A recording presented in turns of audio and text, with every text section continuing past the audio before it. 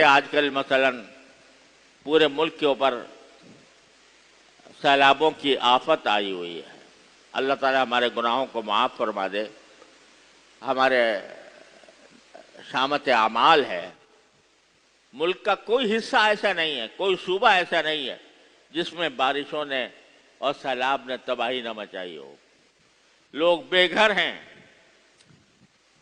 کھلے آسمان کے نیچے زندگی گزار رہے ہیں، اور پینے کو پانی یوں سیلاب ہے لیکن پینے کا پانی میسر نہیں، کھانا میسر نہیں۔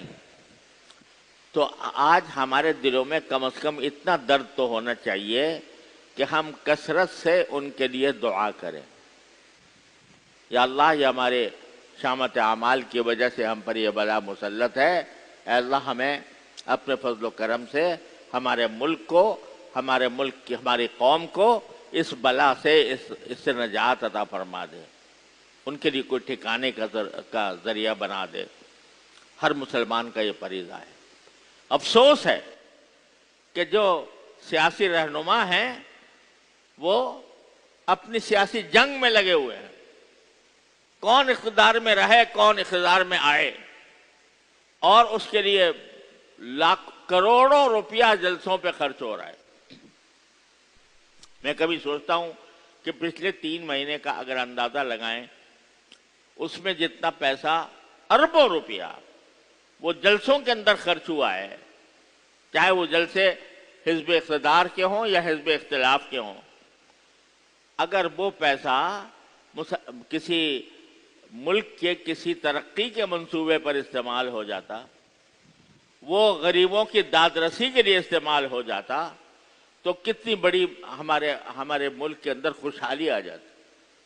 لیکن زبانی دعووں میں، تقریروں میں اور بیانات میں اس پیسے خرچ ہو رہے ہیں اور وقت بھی خرچ ہو رہا ہے۔ اسی طرح جب ہم آپس میں بیٹھتے ہیں تو ان کے اوپر تبصرے ہوتے ہیں، اور تبصروں کے اندر ہم اپنا وقت ضائع کرتے ہیں۔ تمہارے تبصروں سے کیا حاصل ہوگا؟ کچھ بھی نہیں۔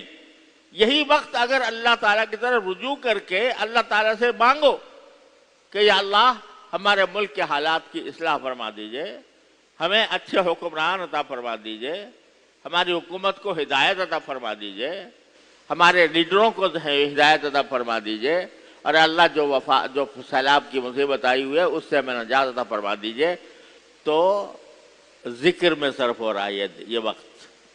اور اللہ تبارک و تعالیٰ اگر ہمارے گناہوں کی مغفرت فرما دیں گے تو انشاءاللہ یہ مصائب بھی دور ہو جائیں گے۔ ہر مسلمان کا یہ کام ہے کہ اپنا وقت اس میں خرچ کرے۔